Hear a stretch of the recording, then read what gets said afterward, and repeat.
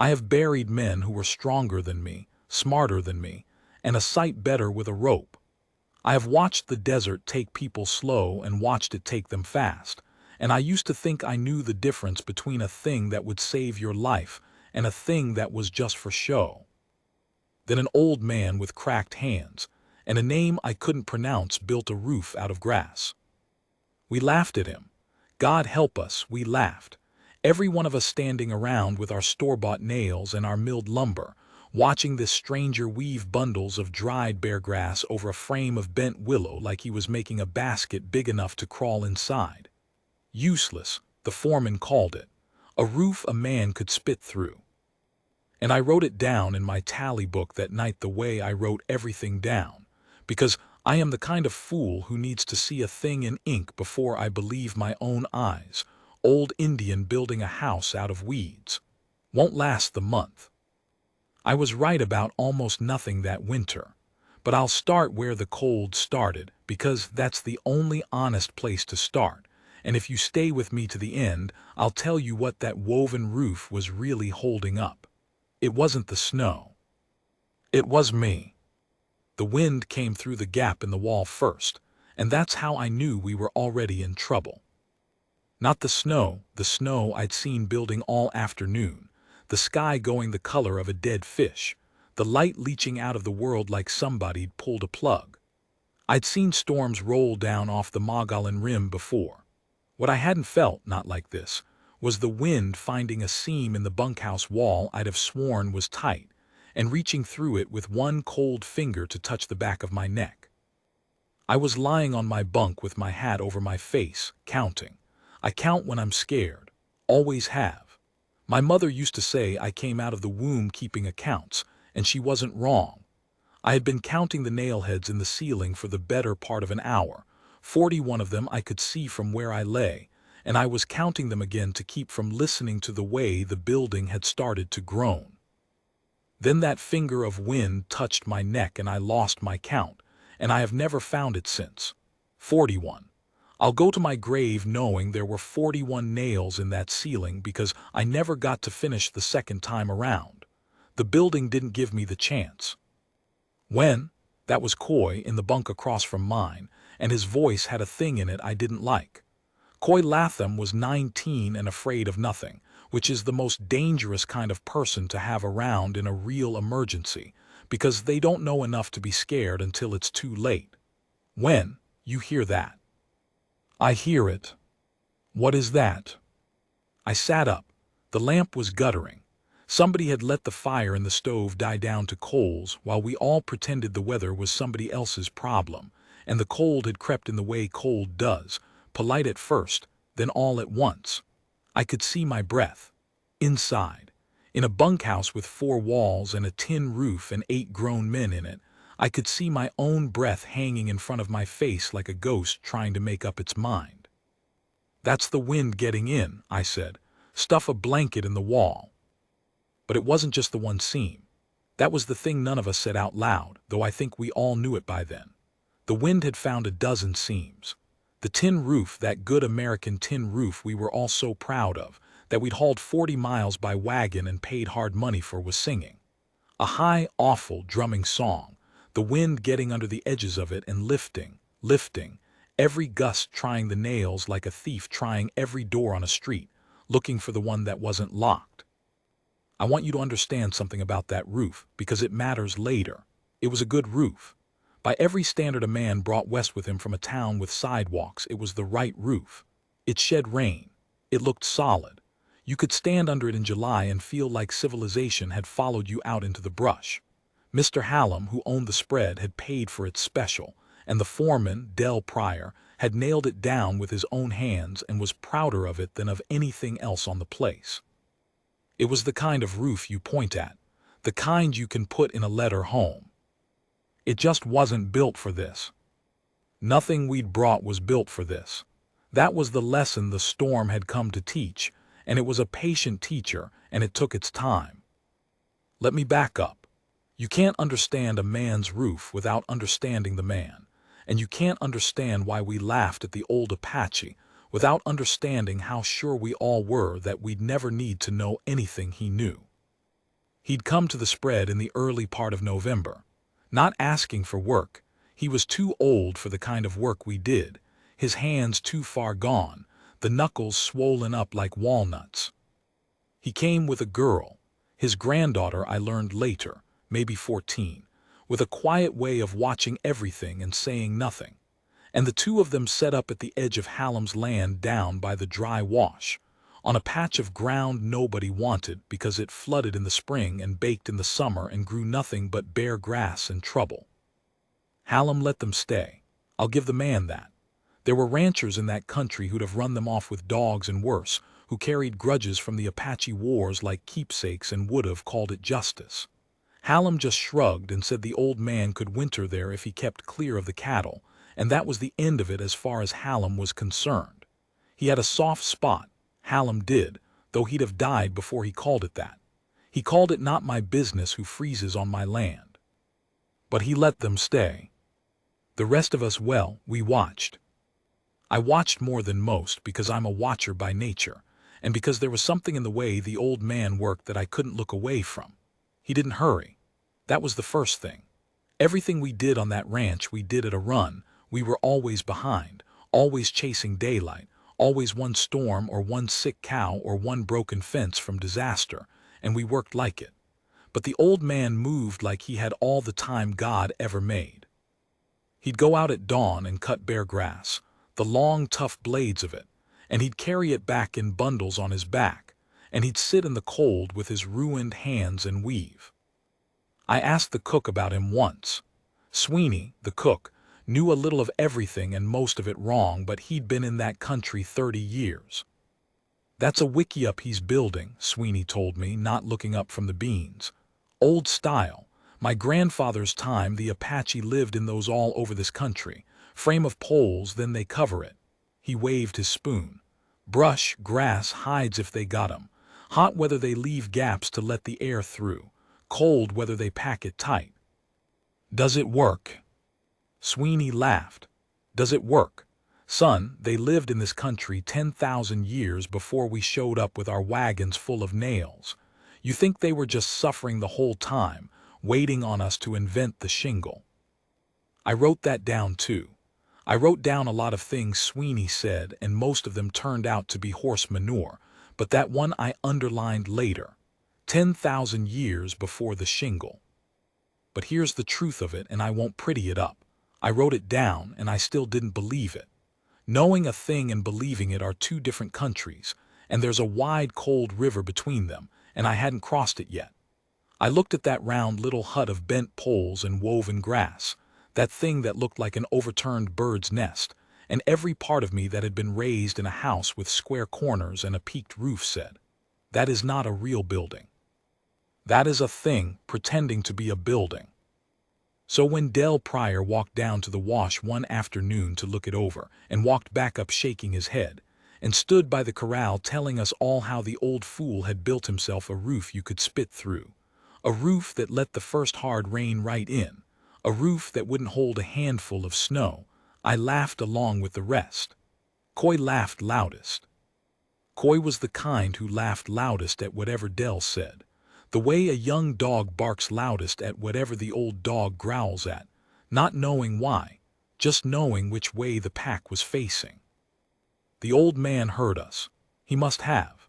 Sound carries in that country, down a dry wash on a still afternoon, and a man's laughter carries furthest of all. He was sitting outside his wickiup with a bundle of grass across his knees, and he didn't look up, and he didn't stop working, and his hands kept moving in that slow, sure rhythm they always kept. But the girl looked up. She looked straight up the slope at us, at all of us standing there in our good wool coats laughing at her grandfather. And she had a face on her that I have not forgotten in all the years since. It wasn't anger. I could have stood anger. It was the look of somebody watching children do something stupid, that flat, tired, patient look. The look of someone who knows you'll learn the hard way because that's the only way your kind ever learns anything. I stopped laughing. I'd like to tell you I stopped because I was ashamed, and maybe a little of it was that. But mostly I stopped because that look went through me like the wind through a wall, and it found a seam in me I didn't know I had, and it touched something cold at the back of my neck. I went and found a reason to be somewhere else.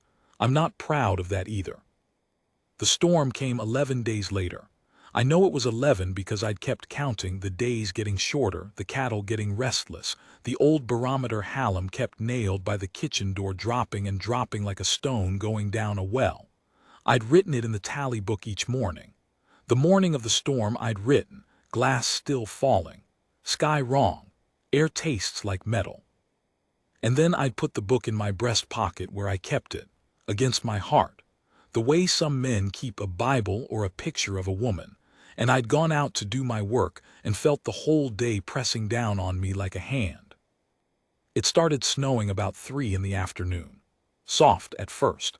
Fat lazy flakes, the kind a child would catch on his tongue, and Coy did exactly that, tipped his head back and stuck out his tongue and grinned, and I remember thinking, you young fool, you have no idea. And I didn't either. None of us did. We thought we knew what snow was. We knew what snow was the way you know what a dog is right up until the day a wolf walks into your yard. By dark it had stopped being soft. By the time the lamp was guttering and I'd lost my count of the nails, the snow wasn't falling anymore. It was flying, sideways, driven. A solid moving wall of white that you couldn't see 10 feet into, and the temperature had fallen off a cliff. I have been cold in my life. I have been cold enough to cry. But that night the cold became a living thing, a thing with intent, a thing that wanted in, and the bunkhouse with its proud tin roof was a sieve, and we were sitting inside the sieve waiting to find out how cold could get. We got to keep that stove going, I said, and Dell said, we're near out of wood, and there it was, the whole thing in 5 words. We were near out of wood, and the woodpile was 20 steps from the door, and 20 steps in that storm might as well have been 20 miles, and the door itself. When Bill Teague tried to open it to bring an armload in, the door wouldn't open. The snow had drifted against it. Already. In the dark, while we'd been pretending, the snow had walked up against our door and leaned on it like a body, and 3 of us together couldn't push it open more than a hand's width. And through that hand's width came such a blast of white murder that we shoved it shut again and stood there breathing hard and not looking at each other. The roof was screaming now. The wind had gotten a good grip on the tin and it was working at it, gust by gust, a sound like the whole sky tearing in half, and every man in that room was looking up at it. And I knew the way you know a thing in your bones before your head will say it, that the roof was going to go. And then it went. Not all at once. That would have been a mercy. It went a corner at a time, a long shriek of nails pulling free, and then a section of tin folded back like the lid of a tin can, and the storm came into the room. It came in like it had been waiting at the door all its life. The lamp went out. Somebody screamed. I think it was Coy. I think the young fool finally understood. And the cold that came down through that hole in the roof was not the cold of a winter night. It was the cold of the grave. It was the cold of the space between the stars, and I felt it close around my chest and squeeze. I have thought about that moment for 30 years. The dark, the roar, 8 men in a building that was no longer a building, in a country that did not care whether we lived, with the one good American roof we were so proud of peeling back off our heads like skin off a wound. And I thought of the old man. I don't know why. In the worst moment of my life, with death pouring down through the ceiling, I thought of an old Apache sitting in the cold with grass across his knees, weaving, slow, sure, unhurried, building a thing we'd all laughed at. I thought of the girl's flat, patient eyes. I thought of Sweeney's voice 10,000 years before the shingle. And something in me that had been standing on one side of that wide, cold river my whole life finally waded in. The wash, I said. I don't think anyone heard me. I said it again, louder, screaming it over the storm, grabbing the nearest shoulder, which was Dell's, Dell Pryor, who'd nailed that roof down with his own proud hands and was standing now in the ruin of it like a man who'd been struck blind. Dell, the wash, the old man's place, the grass house. We got to get to the grass house. He looked at me. In the dark, by the little light the snow itself gave off, I could just see his face, and I watched him understand what I was saying, and I watched him hate it. Hate it with everything he had. Because to go to the grass house was to admit it. To admit that the thing he'd laughed at might be the thing that lived, and the thing he'd built might be the thing that died, and there are men who would rather freeze than admit a thing like that. I want to tell you Dell chose right. I want to tell you we all linked arms and stumbled out into the storm, and the old man took us in, and we all lived and learned the error of our ways, and it was a fine, warm lesson for everybody. But it wasn't like that. It was never like that. The truth of what happened in the next hour is harder than that, and there's a part of it I've never told anybody, not in 30 years, not to my wife, not to the priest, and I'm only telling it now because I'm old and the old man is long dead and somebody ought to know what that woven roof really held. It held more than 8 men. It held the worst decision I ever made. But that's the next part of the story, and the storm's not done with us yet, and neither am I. A man does his deciding faster than he likes to admit. We tell the story afterward like it was a long thing, like we stood at a crossroads in the moonlight weighing this against that. It isn't like that. The real decisions of your life take about as long as a heartbeat, and you spend the rest of your years explaining them to yourself. I had maybe 3 heartbeats that night after the roof peeled back, and here is what I did with them. I grabbed the lariat off the peg by the door. It was the one thing in that room I trusted. 40 feet of hard twist hemp, my own rope, the one I'd thrown 1,000 loops with, and my hands knew it in the dark the way they'd have known my own name. I started knotting it around waists. Mine first, then Dell's, then whoever I could reach, working blind, hollering instructions nobody could hear, and doing it anyway because the hollering kept the panic from climbing up my own throat. Tie on, tie on. Nobody lets go of this rope. You hear me? You hold the rope and you hold the man in front of you, and you do not let go for any reason on God's earth. Bill Teague was praying, out loud fast, the words running together. Sweeney the cook had gone strangely calm the way old men sometimes do at the end of things, like he'd half expected this his whole life and was almost relieved it had finally come. And Dell wouldn't tie on. I got the rope around his waist and he pulled it loose. I tried again and he shoved my hands away, and even in that dark, even in that roar, I could feel what was happening. He was looking up at the hole in his roof. His roof. The thing he'd hauled 40 miles and nailed down proud. The thing that was supposed to make this wild country lie down and behave. And it had failed him in front of his men. And some part of Dell Pryor would rather have died standing under the wreck of it than live to crawl into a hut made of weeds. "It'll hold," he said. I read it on his mouth more than heard it. "We patch the roof, we." There's no roof to patch, Dell. I had him by the collar now. I'd known the man 4 years. I'd eaten his cooking and pulled his cattle out of bog holes and listened to him talk about the wife in Missouri who'd never come west. There's no roof.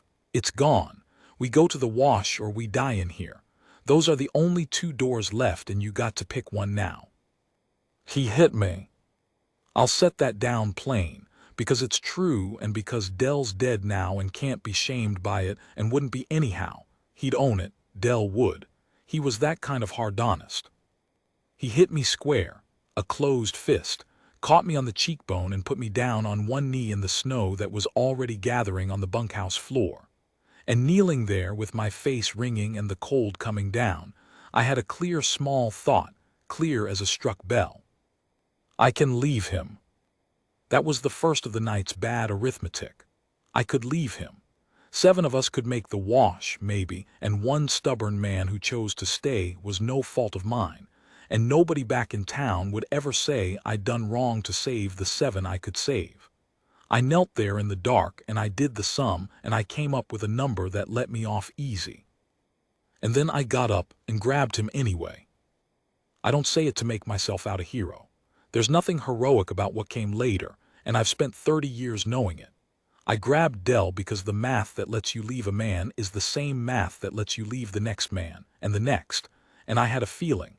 I had a cold, certain feeling standing in that ruined room, that the night was going to ask me to do that some more than once, and I wanted to start it off on the right side. I wanted to be a man who didn't leave people going in. Because I suspected, even then, that I wasn't going to come out the same. I was right about that. Lord, I was right about that. We got Dell tied on. It took 3 of us.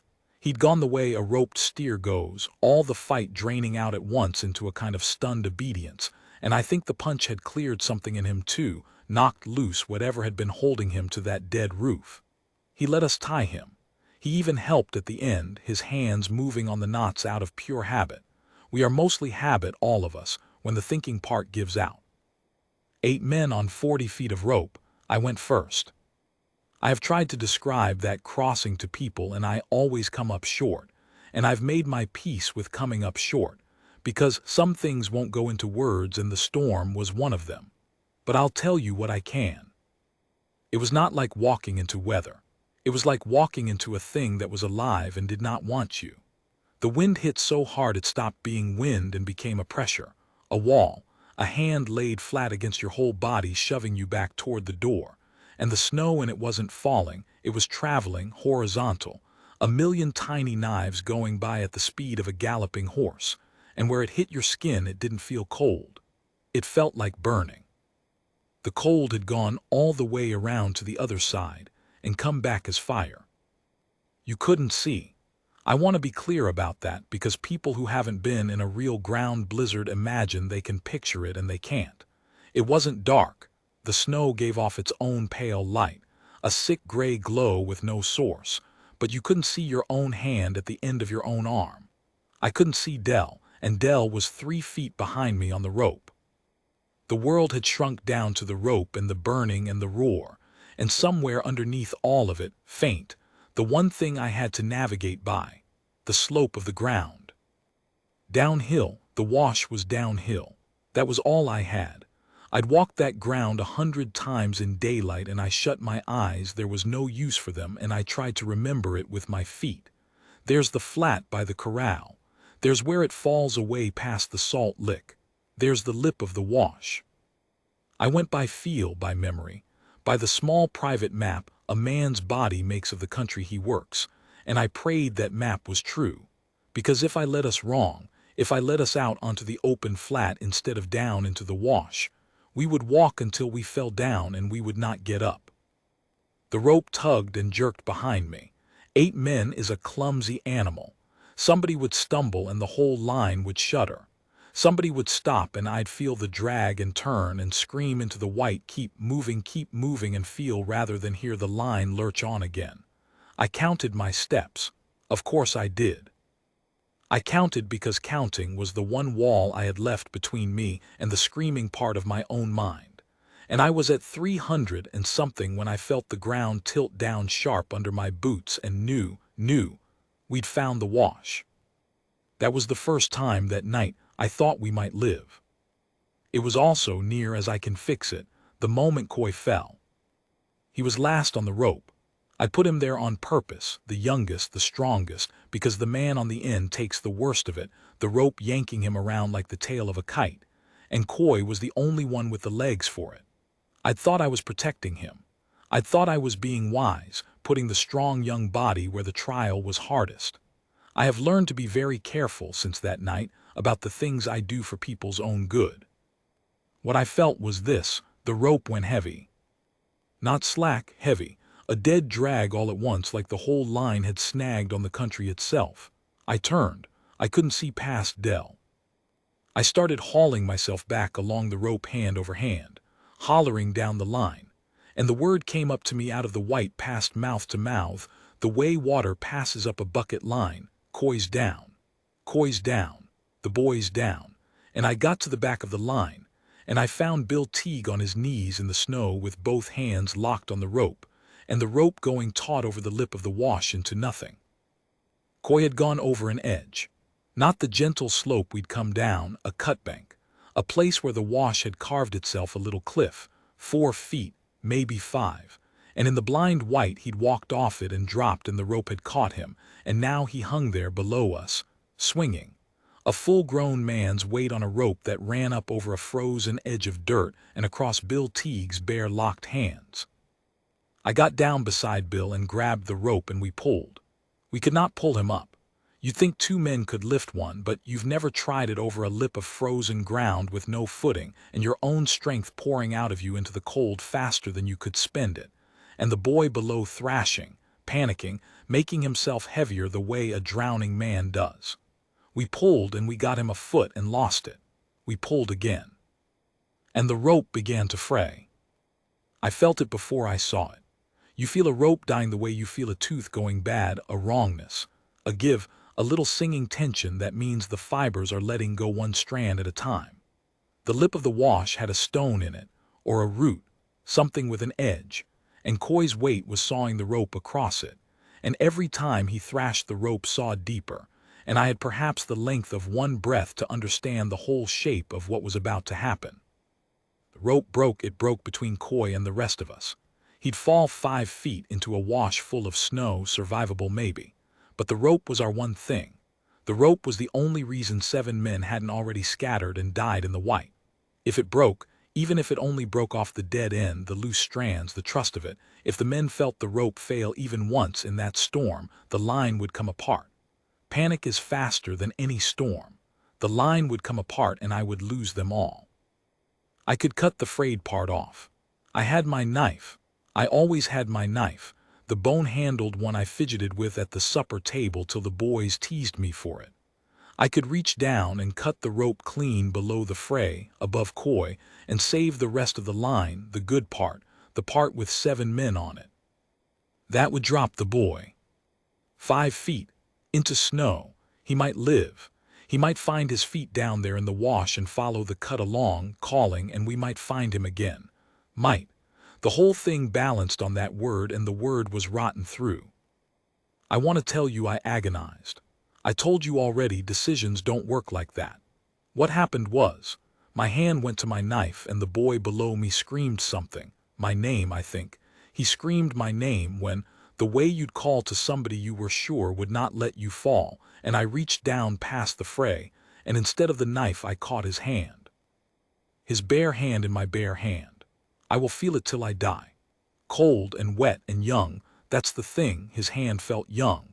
The grip of somebody who had not finished, who had a whole life folded up inside him not yet lived, and I held it. And I let go of the rope to hold it. And for 1 second I had Coy Latham's life in my one hand and the line of 7 men in my other, and I was the only not tying the two together. And I could not hold both. I felt myself going over. My weight and his, sliding toward the lip, and behind me Bill Teague screaming, and the rope, the good part of the rope, the part with the 7 on it, pulling the other way, pulling at the loop around my own waist, and I understood in that bottomless second that I was the fray now. I was the part that was about to break. If I went over with Coy, we'd both go, and the jolt of it might take Bill, might take the next man, might unzip the whole line down into the dark. So I let go of his hand. I opened my fingers. I want it written down exactly, because I have spent 30 years building soft words around it, and the soft words are lies. I did not lose my grip. The rope did not break. I opened my own hand and I let the boy's fingers slide out of mine, and I felt the exact instant his weight left me, the lightness, the awful lightness, and somewhere below in the white I heard him go. Then Bill and I went backward into the snow with the slack of it, and the line held, and 7 men lived. That is the worst decision I ever made. Not leaving Dell, I didn't leave Dell. Not any of the brave, hard things people thank you for. The worst thing I ever did was open my hand on purpose and tell myself for 30 years afterward that the rope broke. I don't remember the last of the crossing. I've tried.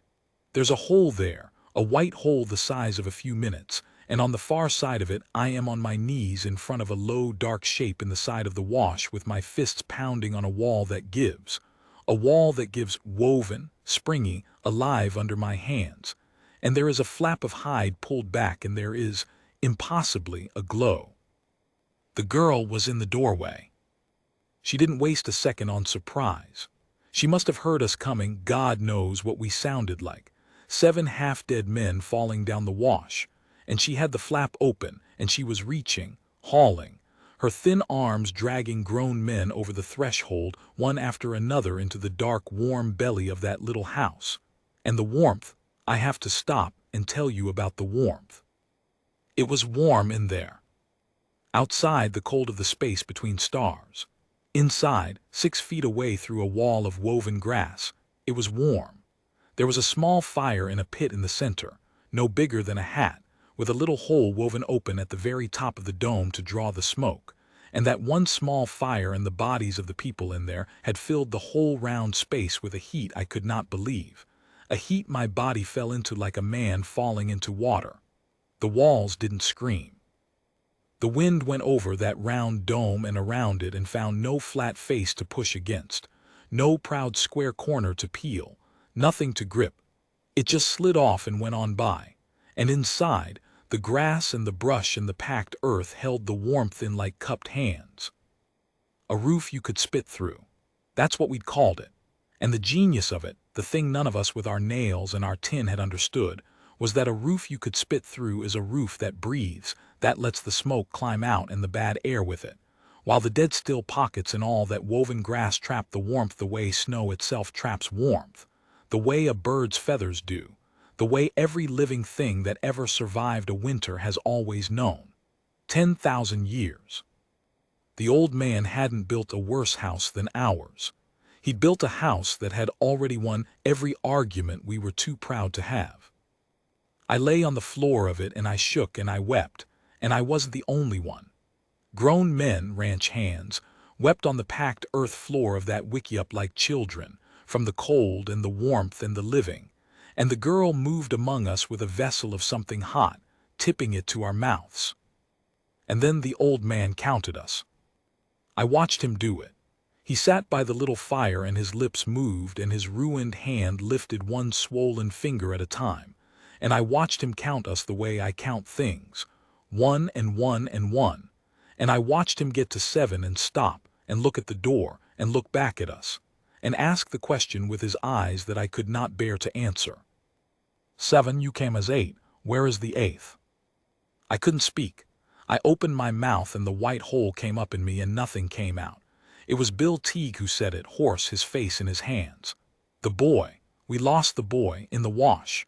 The rope, and he looked at me, and I will not forget that look either because Bill didn't know. Bill thought the rope broke. Bill said the rope and looked at me with grief and not blame, and the not blame was worse than any blame could ever have been. The old man got up. He was 80 if he was a day. His hands could not close all the way. He had spent 11 days being laughed at by the very men now lying broken on his floor, and he got up off the warm earth by his own small fire, and he reached for a hide and pulled it over his shoulders, and he went to the door. The girl said something to him, sharp, afraid. The first time I'd heard her voice. He answered her low and put his hand once against her cheek, and she went quiet, not agreeing, you understand, just quiet, the quiet of someone who knows the man will go whatever she says. And then he pulled back the flap, and the cold came in like a knife, and the old man we had all decided was useless walked out into the storm to look for the boy I had let fall. The flap dropped, the warmth closed back over us, and the 7 of us lay there in the belly of the woven house that was keeping us alive, and listened to the wind take the sound of his footsteps in about 1 second flat. I started counting. I couldn't help it. I counted the seconds he was gone. I am still counting them. Some nights I think I always will be. There is a particular kind of waiting that hollows a man out. I've waited on a doctor in a hallway. I've waited on a jury. None of it was like waiting on that flap of hide to lift. We lay in the warm dark and we waited. Nobody spoke. The fire ticked. The wind went on doing its work on the world outside, that endless tearing roar, but in here it had been reduced to a thing you could almost ignore, a far-off ocean, and into that small-held quiet I poured my counting like water into sand. 1, 2, 3. I told myself a man could last out there a few minutes. I told myself the old one knew the country, knew the wash the way I knew my own rope. I told myself the boy might have crawled into a cut bank and packed snow around himself the way a rabbit does, and the old man would find him by some sense the rest of us had paid out and lost somewhere on the long road west. I did not believe any of it. I counted anyway. The girl knelt by the door with the flap held closed against the worst of the gusts and a gap left open at the bottom, watching. She had stopped tending us.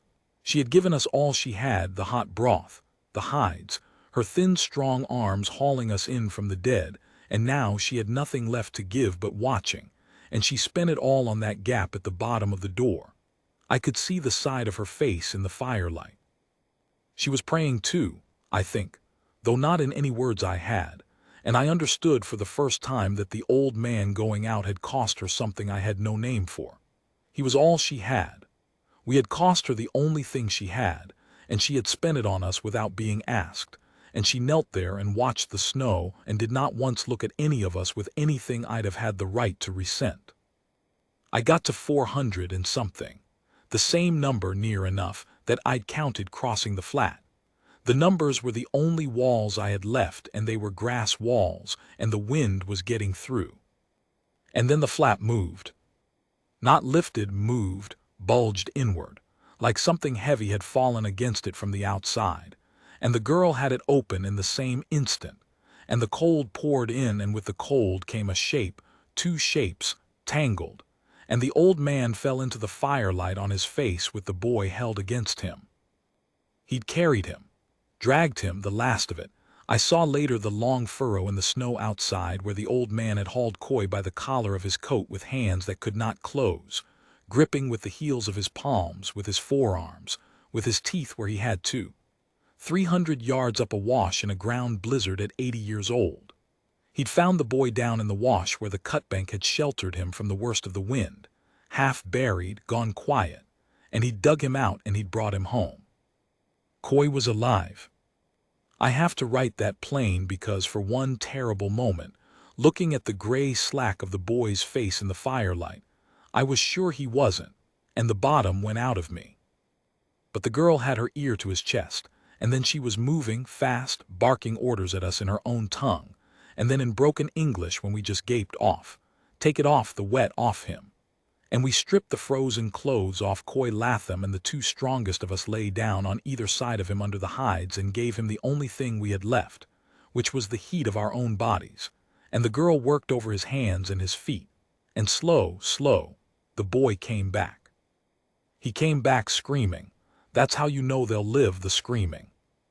The blood coming back into frozen flesh is its own particular hell, and Coy screamed himself hoarse, and we held him down and were glad of every second of it, glad of the screaming the way you're glad of a baby's first cry. And the old man lay where he had fallen and did not get up. The girl got to him second because Coy was the one who could still be lost, and her grandfather, I think she already knew, was the one who could not be saved. Not all the way, not anymore. His hands, you understand, his hands had been ruined already by the long years, the cold and the work and the time, swollen and crooked, but they had been his hands. They had woven the roof that was holding all our lives up off the snow at that very moment. They had pulled the boy 300 yards through the white, and out there doing it, gripping when they could not grip, he had given them to the storm. By the time the girl got his ruined hands out of the snow that had packed into them, they were past the burning, past the screaming kind of cold, gone over into the other kind, the white, waxy, quiet kind that does not come back. I knew what that meant. We all did, those of us who'd lived in that country long enough. I'd seen men lose fingers, lose a hand, to less than what those hands had taken. The weaver was not going to weave again. I want to put down what I did then, because it's the only thing I did that whole night I am not ashamed of, and it isn't much. I crawled over to him. He was conscious. His eyes were open, fixed on the woven dome above us, on his own work, on the underside of the roof that nobody but him had believed in. And I knelt by him, and I did not know one word of his language, and he did not have the breath for much of mine. And so I did the only thing left. I took my tally book out of my breast pocket, that fool book, that book where I'd written won't last the month, and I held it up so he could see it, and I tore that page out. The page where I'd written him off. I tore it out in front of him and I crushed it in my fist and I put it in the little fire. He watched it burn, and something happened in his face that I have no good word for, not a smile. He was too far gone for a smile, but a settling, a kind of yes, a kind of acknowledgement passing between two men who had nothing else they could give each other. I had laughed at him and he had saved my life, and there was no fixing the size of that, no evening it out, and we both knew it. And the burning page was the only apology in the world that could fit through the small space we had. The girl was holding his ruined hands against her own chest, warming what could not be warmed and crying without a sound. And the old man turned his head, with what I think was the last of his easy strength, and he looked at her, and he spoke to her, low and long, a whole speech in a tongue I'll never know, and she answered, and he said one thing more, and then he was quiet and watched his roof, and let the night go on around him. He didn't die that night. I'll get to it. But that was the night he stopped being a man who would ever again make anything with his hands, and I have come to think that for a man like him, a man whose whole long life had been in his hands, that was the harder death, and he met it looking up at the last beautiful thing he ever built. The storm broke near dawn. It didn't end. It just lifted enough that the roar fell to a moan, and then to a wind, and then to a great ringing silence, and the light that came through the smoke hole at the top of the dome went from gray to a thin gold, and one by one we crawled out into a world that had been remade. The wash was full to the brim with snow, smooth as cream, blinding. The cold had teeth still, but the murder had gone out of it. Up the slope, where the bunkhouse had been, there was a low broken hump of snow with one corner of tin sticking up out of it like the fin of something drowned. That was the good American roof. That was the thing we'd hauled 40 miles and nailed down proud. The snow had it now. And down here in the wash, sunk halfway into a drift, breathing smoke gently from its little hole, sat the round woven house that everyone had laughed at, with 8 living men and a girl and a dying old maker inside it, exactly as warm as it had been all night. Hallam came down on a horse-breaking trail through chest-deep drifts, near noon, white-faced, having ridden out sure he'd find us all frozen in the wreck. He found us in the wickiup. He stood in the snow with his hat in his hands, and he looked at that little grass house, and he looked at the broken hump on the hill that had been his good roof, and Del Pryor, Del, who'd punch me to keep from leaving his roof. Del said to him, quiet, "We're alive because of this man, Mr. Hallam. Every one of us.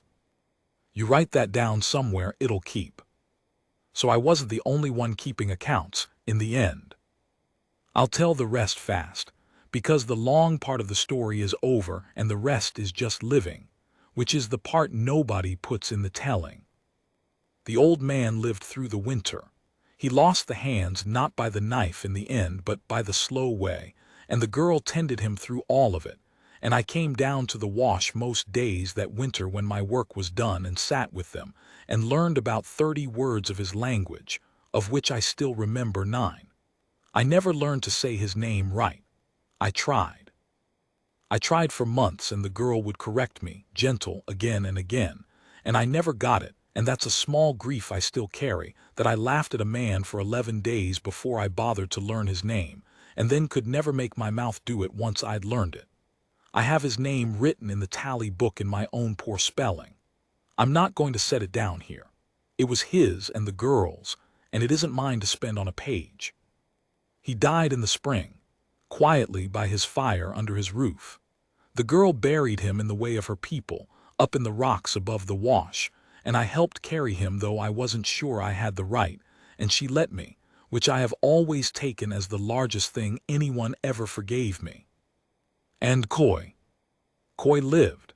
He lost 2 toes off his left foot and the tip of 1 finger, and he walked with a little hitch the rest of his days, but he lived, and he stayed on with the outfit 2 more years, and we worked side by side, and we never, not one time, in all those days spoke of the wash. Here is the thing I have carried 30 years. I don't know what Coy knew. I let go of his hand. I felt his fingers leave mine. He was conscious he'd screamed my name.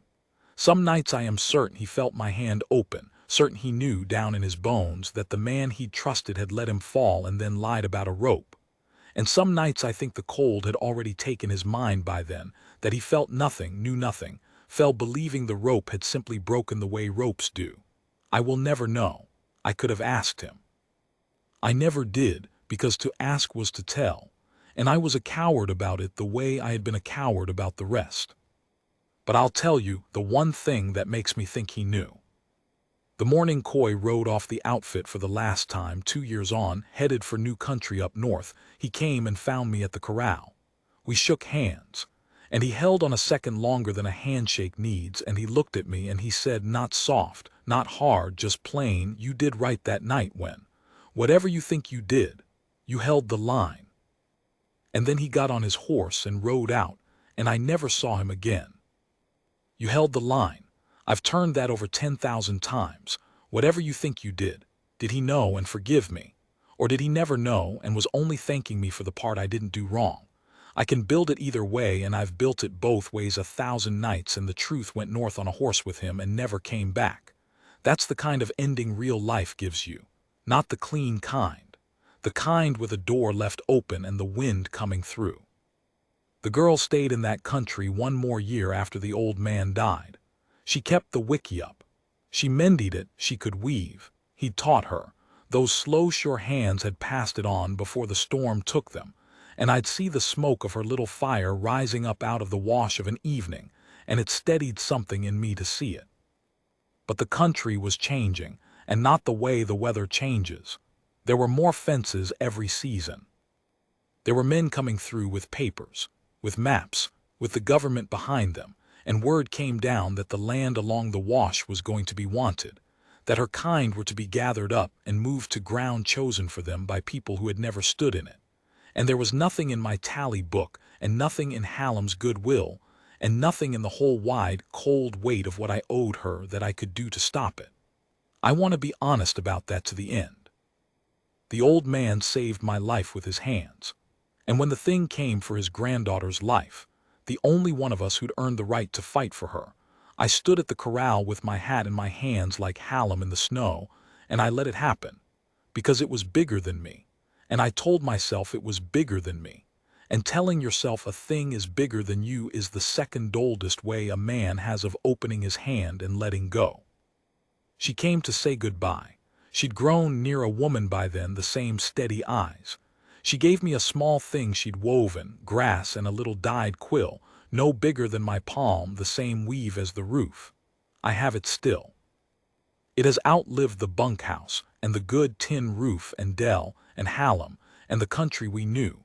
That little woven thing made by the same hands and the same knowledge that kept 8 fools alive one night.